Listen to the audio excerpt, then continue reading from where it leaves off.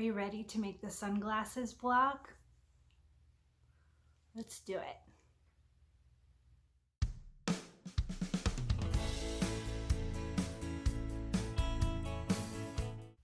Hi embroidery friends, Cristin here, and today we are going to start on block 21 in our vintage boardwalk quilt. This is the first of our glitter applique blocks. I'm pretty excited. So we are going to start with our green striped fabric. Notice it is directional, so make sure that it's going in the direction that you're intending. And as always, backed with fusible stabilizer. So that's our main fabric piece. And then for our applique for the sunglasses, we're going to use red with white dots in size 5 by 2.5. And as always, I back that with fusible stabilizer as well. And then from our embellishment kit, we're going to get that black glitter piece of vinyl, and notice it's already cut in the size we need, which is 4 by 2. And then make sure when you use this that you take off the top layer and just use the glitter sheet. All right, make sure to do that. And on that, we are also going to heat it up on the applique, and so make sure to have a pressing cloth. I use just an old pillowcase for that purpose.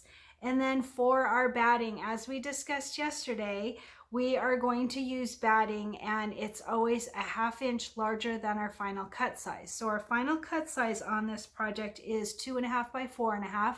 So that means that our batting piece is going to be 3 by 5, 1/2 inch larger. Very easy to figure out.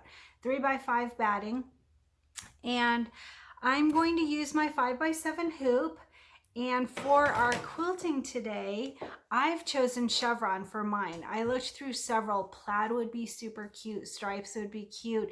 A lot of this block is covered by the sunglasses, so you don't want something super decorative and pretty because you're just not going to see it. So I think one that is more of a continuous line would be good. I was going to use plaid. I thought that would be nice, but we've already used it, and I want to use more of the ones that I've already purchased. If you haven't bought chevron, use plaid or divulge and get the chevron quilting.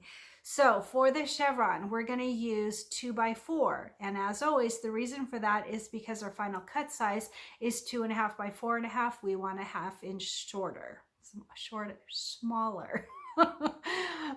So 2 by 4 chevron, and it's going to be in the vertical, and it's really going to come out horizontal, but the sunglasses are turned sideways in our hoop. So chevron 2 by 4 vertical, and we're going to use some of our threads from our thread kit. If you bought the thread kit for Vintage Boardwalk, we're going to need the black and the red. I'm using the darker. There's 2 reds in that kit. And then I've chosen this light tan that's in our kit for my background quilting.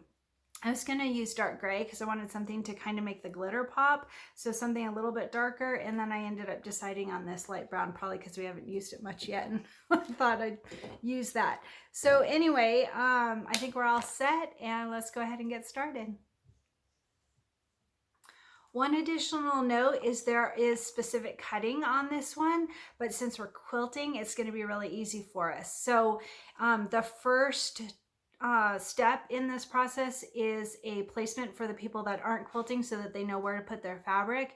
And the second one is going to be a basting box. We're going to bypass both of those because we have it in our quilting and we don't need to move the design or anything like that. But when we're all done with the block, we don't want to take out the basting stitches because we're going to use that as our cut line for this block. So we've already got, and I'm checked, and the box that they have as our cutting line and the basting box for the quilting are both the same. They're the same size, same place, everything. So we're going to use that as our cut box. Hope that makes sense. We'll talk more about it in a bit.